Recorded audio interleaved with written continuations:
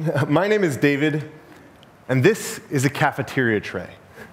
Now, I imagine most of you are looking at this and thinking, what time is lunch again?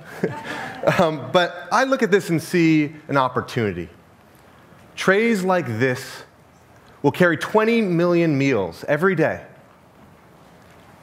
And with the Real Food Challenge, we are harnessing this as a powerful new tool for social change, using existing university spending power to create a healthy, just, and sustainable food economy.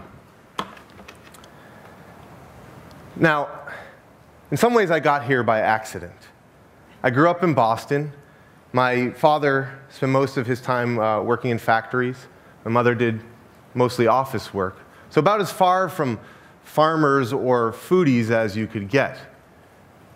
I went to a public school where I was the only white kid in my grade, the only Jew. And I remember taking a bus, 45 minutes, to get to that school.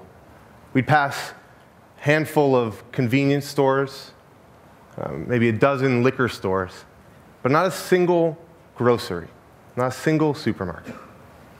Now, when I was 14, my mom, with her infinite love and wisdom, told me to get a job.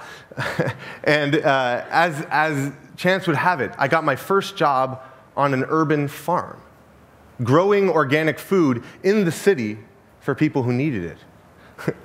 And at first, I saw food as, a chore, 3 times a day, fill you up.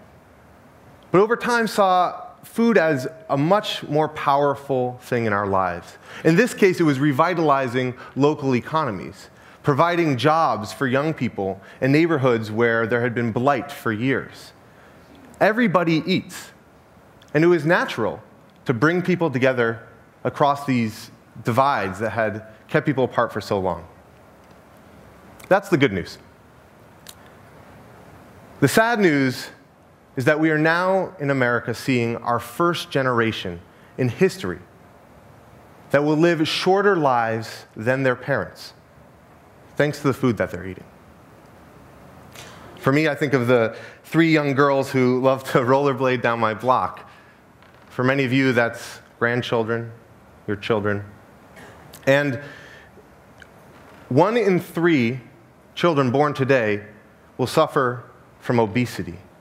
And it's no wonder the food that we're eating is highly processed, grown with chemicals, shipped from 1,000 miles away. So the question is, let me say this. For me, it's particularly tragic. I love food. I'm a big eater. I've always been told I have a great appetite. And maybe it's just the Jewish mother deep down inside of me, but I'm very concerned with everybody getting enough good food. But that's not the case for too many Americans. What the Real Food Challenge is doing. Oh, let me go back again. Sorry. For me, for many years, was concerned about how we tackle this problem and found that less than 2% of our food economy is what we can call healthy, fair, green, and affordable. There's just not enough real food out there. That's what a recent Kellogg Foundation study said. Our food system, from production to distribution, is actually geared more for the McDonald's and the Burger Kings of the world, when what we really need is more farmers producing fresh vegetables for those most in need. This is a big problem. And when we think about what to do, I'll tell you where I started. I started in soup kitchens, providing healthy meals to people. But I saw that the lines weren't getting any shorter. I worked at a farmer's market, but you can only reach so many people that way. I even trained to be a farmer professionally. I wanted to be one of these mid-scale vegetable farmers as a city boy. But what I found is that any of these individual actions alone could not create the change on the scale that we needed it. And it wasn't until I got to college that I figured out a strategy that could get us across that gap. Colleges and universities every year spend $5 billion, to feed their students. highly responsive to their consumers. So what if we could use those dollars to catalyze a much larger market change? And that is what the Real Food Challenge is about. We are accelerating the growth of the real food economy.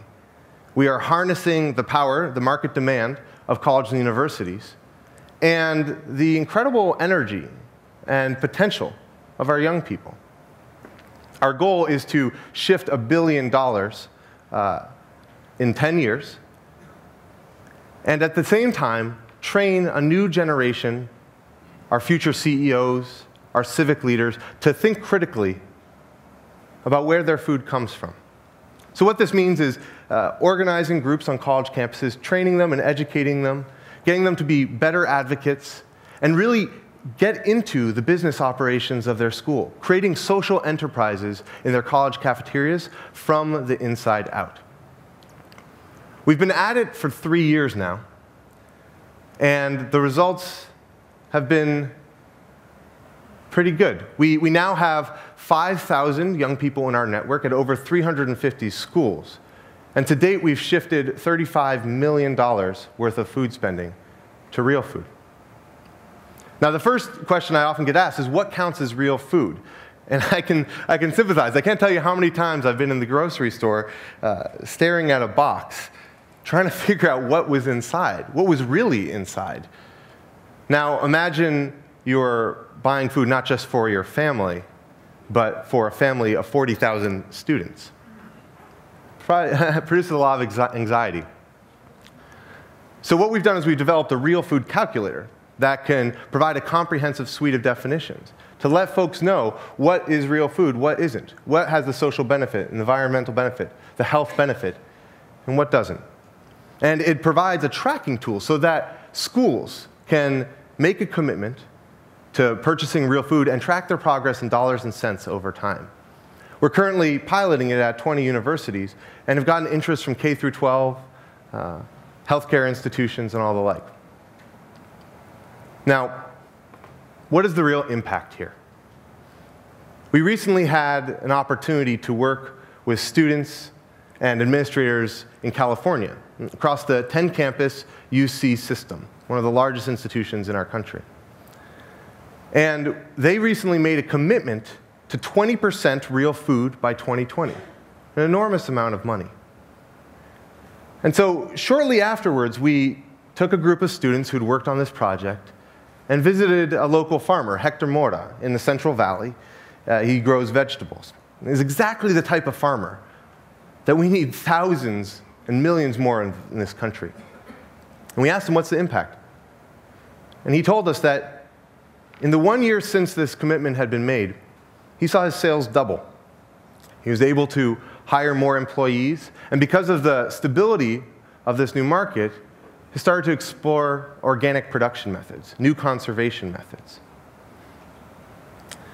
So instead of the university's food dollars going to who knows where, they were being used to not only educate their students, but invest in real farmers and in real food. I call that real change. Now, 3 weeks ago, I turned 25 years old, and I was working on my birthday. It was a Sunday. But I got a great gift.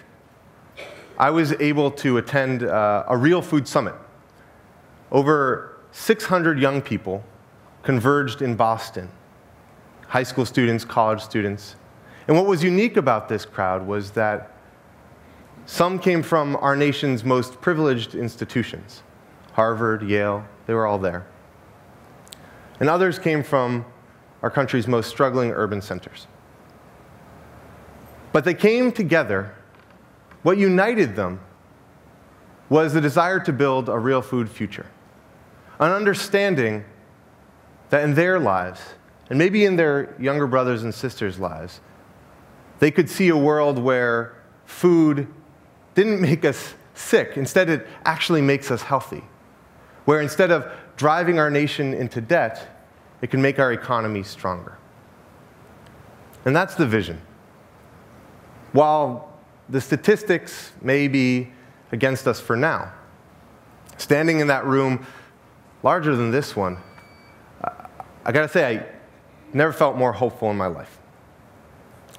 And so I hope you'll join us as we explore what real food can do for our economy, for our health, and our communities. Thank you.